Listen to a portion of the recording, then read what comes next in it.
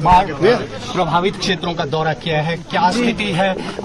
National disaster announce करने की मांग की है। बहुत ही दर्दनाक स्थिति है। कल से मैं देख रही हूँ मतलब कई ऐसी चीजें जो मैंने पहली बार इस तरह से देखा है मैंने, और लोगों को बहुत नुकसान हुआ है। कई जगह उनके पूरे घर एकदम बह गए हैं। वो नेशनल हाईवे भी बह गया है, मनाली और जो लेह की तरफ जाता है वो वाला, उस पे भी हम गए कल।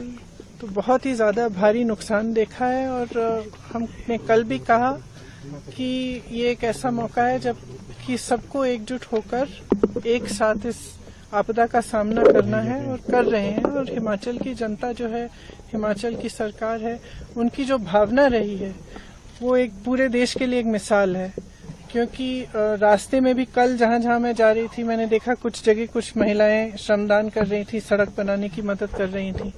आगे गए कुछ छोटे छोटे व्यापारी थे, उन्होंने चेक्स दिए, चंदा दिया कि जिनका नुकसान हुआ है उनकी मदद हो जाए, जबकि उनका खुद का नुकसान हुआ था। तो इस तरह की जो भावना है हिमाचल की जनता की, इसी भावना को लेकर ही सरकार ने काम किया। मुख्यमंत्री जी खड़े हैं, तमाम मंत्री खड़े हैं।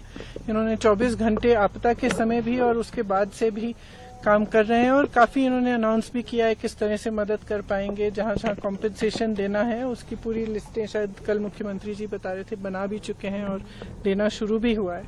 लेकिन जैसे हम कह रहे हैं बार बार कि इसको नेशनल डिजास्टर मतलब राष्ट्रीय आपदा अगर घोषित कर दें केंद्र सरकार, तो इससे बहुत प्रदेश का फायदा हो सकता है और मदद हो सकती है इस समय।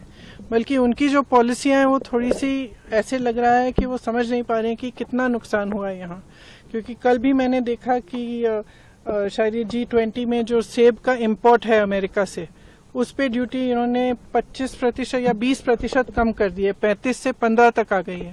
इसका मतलब है कि सेब का आयात आसान कर लिया है। जबकि यहाँ पे बड़े बड़े उद्योगपति जो हैं, शिमला में खास तौर से जो सेब की पेटियां खरीद रहे हैं, उनका दाम उन्होंने घटा दिया है। मतलब कि यहाँ के किसानों को कम मिल रहा है।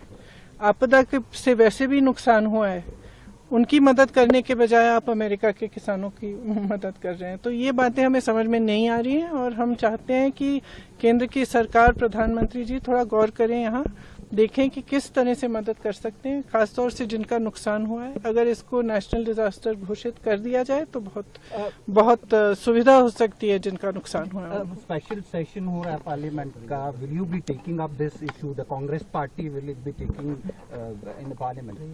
I think, in fact, Pratibha ji yesterday was mentioning that she would like to take it up in Parliament. We don't know what the special session will be about, whether they will allow these issues to come up.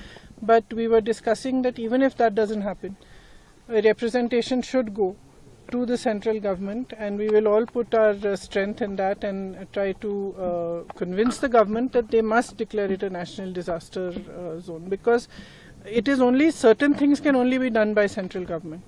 The national highway, for example, that is in a bad condition, that can only be fixed by the National Highway Authority.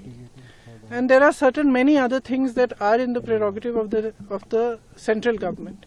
And this is not a time, कल भी मैंने कहा, ये कोई समय नहीं है कि ना हमें राजनीति करनी है इस पे, और मेरे ख्याल से मुझे नहीं लगता कि कोई और भी करना चाहेगा।